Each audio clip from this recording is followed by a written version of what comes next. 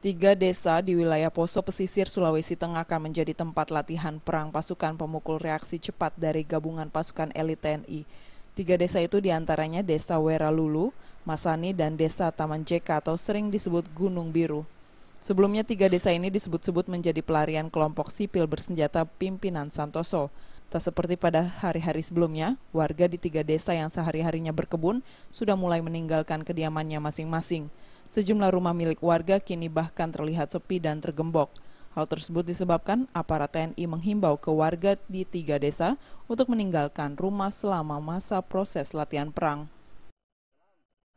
Ada tiga, Lulu, baru Lulu, Desa Masani. Desa Masaninya di bawah, cuma dusunnya di atas.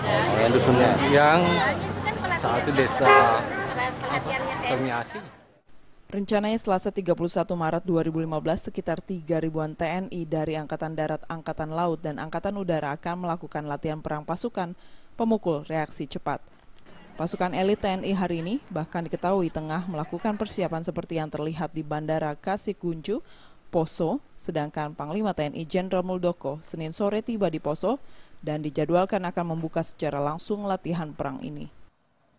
Dari Poso, Sulawesi Tengah, Rahman Takdir melaporkan.